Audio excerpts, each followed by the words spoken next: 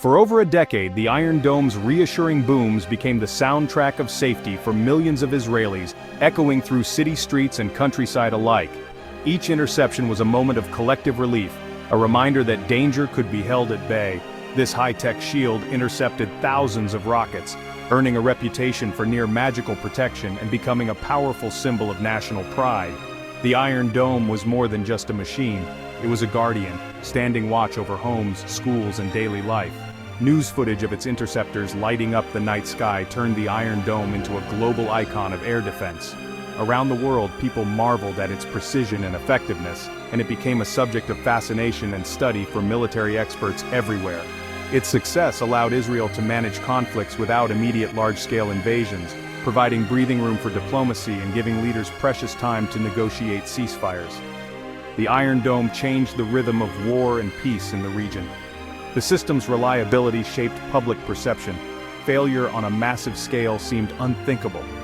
For many, the Iron Dome felt like an unbreakable wall, a guarantee that life could go on even under threat.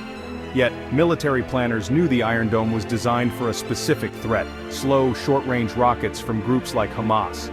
Its algorithms and interceptors were tailored for these predictable, limited barrages. Iran, meanwhile, was quietly developing a new kind of challenge, studying the system's strengths and weaknesses with patience and determination. Their engineers watched, learned, and planned. They weren't building crude rockets. They were engineering a test of the Iron Dome's true limits, crafting missiles with advanced guidance and greater range, designed to overwhelm and outsmart the shield. The day would come when this symbol of invincibility would face a threat unlike any before, a coordinated, relentless assault that would push the system to its breaking point. The Iron Dome story was about to change, from legend to vulnerability. The world would witness the moment when the myth of perfect protection was shattered.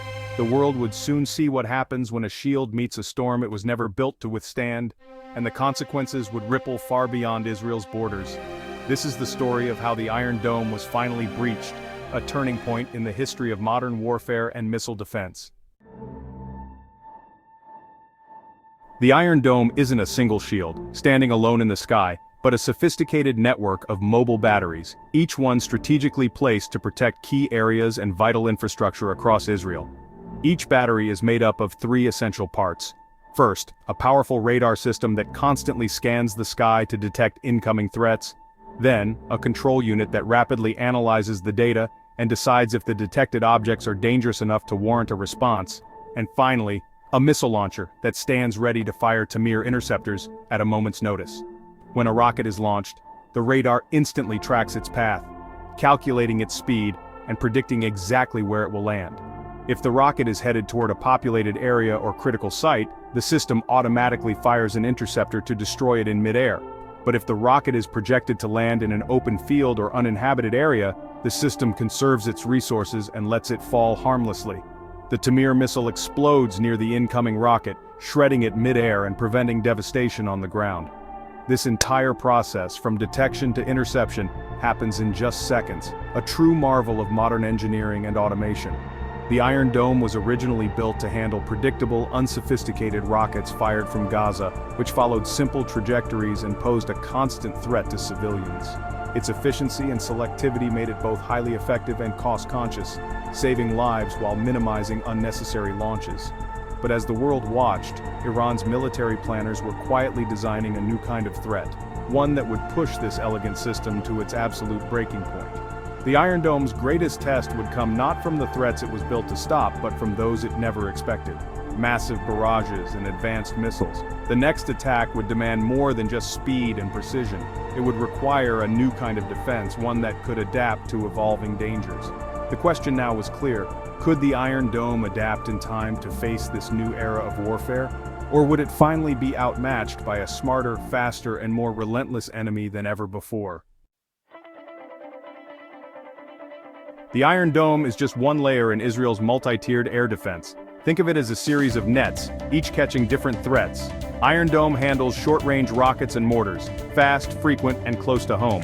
David's Sling intercepts medium and long-range missiles, filling the gap above Iron Dome. At the top, Arrow 2 and Arrow 3 target long-range ballistic missiles, even those in space. Each system is tailored for a specific threat, creating a nearly impenetrable shield. But in June 2025, Iran found a way to overwhelm every layer at once. The attack would expose the limits of even the most sophisticated defense network. Israel's layered shield was about to face a storm designed to tear through every net. The era of single-system invincibility was over. The real test was about to begin. No defense system is perfect. Every shield, no matter how advanced, has a breaking point. Even the most celebrated technologies have limits that can be tested and, sometimes, breached. The Iron Dome's Tamir interceptors are technological marvels, but each one costs tens of thousands of dollars to produce and deploy. In stark contrast, the rockets they are designed to stop can cost just a few $100s each, making the economics of defense a constant challenge. This economic imbalance means attackers can try to bankrupt the defense with sheer volume, launching wave after wave of cheap rockets in hopes of overwhelming the system and draining resources. Each Iron Dome launcher holds only 20 interceptors at a time. During a massive, coordinated attack, these can be depleted in just minutes, leaving gaps in the protective shield. Military planners have long feared a coordinated barrage from multiple fronts, a true saturation scenario that could push the system beyond its design capacity and expose its weaknesses. Iran spent years studying the Iron Dome, carefully noting its reliance on radar, its limited interceptor capacity, and its original design for slower, less sophisticated threats. They weren't interested in simply copying Hamas's tactics. Instead, they aimed to break the system entirely, using new strategies and more advanced weaponry. The massive missile attack of June 2025 was the culmination of this long-term strategy, a carefully orchestrated attempt to overwhelm Israel's defenses. It was a test of the Iron Dome's physical, economic, and technological limits, a moment when theory met reality under the harshest conditions. The world watched anxiously, waiting to see if the legend of the Iron Dome could survive a perfect storm of missiles and uncertainty.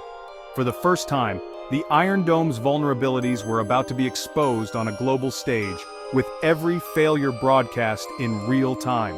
The myth of invincibility was on the line, and the stakes had never been higher for both defenders and civilians. Iran was ready to exploit every weakness, determined to prove that even the most advanced shield could be pierced with the right strategy. The stage was set for a historic confrontation, one that would redefine the limits of modern warfare and the meaning of security itself.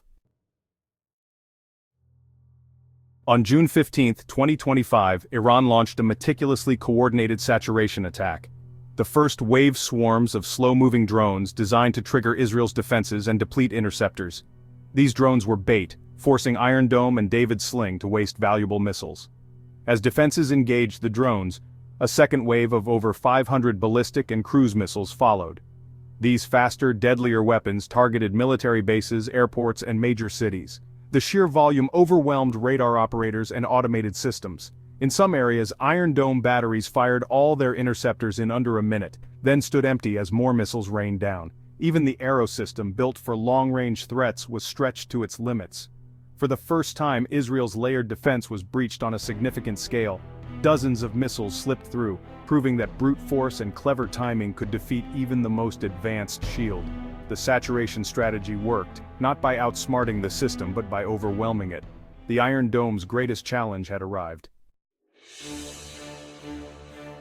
Iran's attack wasn't just about numbers, it was about smarter, deadlier missiles. The Iron Dome was built to stop simple, unguided rockets. Iran unleashed precision-guided missiles that were faster and more maneuverable.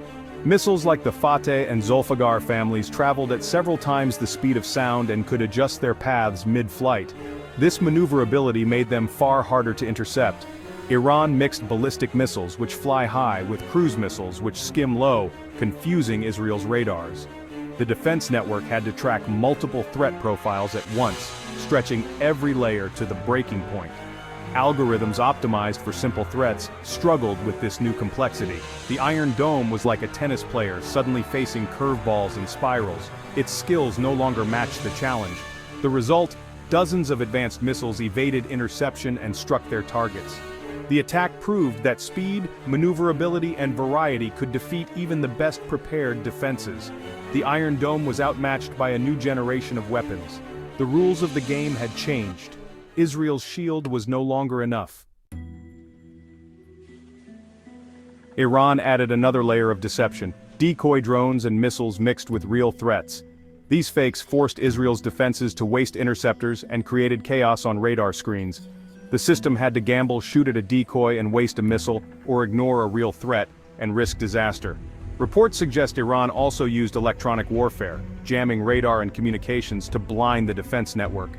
Even a few seconds of disruption could let missiles slip through.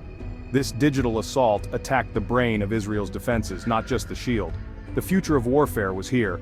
Faster missiles, smarter tactics, and a battlefield where information itself was under attack. The Iron Dome faced not just a physical storm but a digital one. The most alarming element, Iran's possible use of hypersonic missiles. These weapons travel over Mach 5 and can maneuver unpredictably, making them nearly impossible to intercept. During the attack, several projectiles flew at unprecedented speeds and performed evasive maneuvers. Whether true hypersonic glide vehicles or advanced ballistic missiles, the effect was the same. Defenses had almost no time to react. A missile at Mach 5 covers a mile in a second, shrinking warning and interception windows to near zero. The psychological impact was profound, a weapon that could simply fly past every layer of defense. The arms race had entered a new, more dangerous phase. The Iron Dome's greatest vulnerability was now exposed. The myth of an impenetrable shield was shattered. The aftermath was devastating. Dozens of missiles struck Israeli cities, causing destruction and loss unseen in decades. The Iron Dome's myth of invincibility was broken. The psychological shock was immense. Iran and its proxies had proven they could inflict real damage on the Israeli homeland. Israel and the US scrambled to upgrade defenses, more interceptors, smarter radars, and new technologies like high-powered lasers. The biggest challenge, finding a way to stop hypersonic missiles. The offense was now ahead of the defense, creating dangerous instability in the region. The technological arms race had entered a relentless new phase. The next generation of air defenses would be forged in the shadow of this attack. The storm of June 2025 was a warning. The next one could be even worse. The age of easy answers was over. The future would be defined by adaptation, innovation, and survival.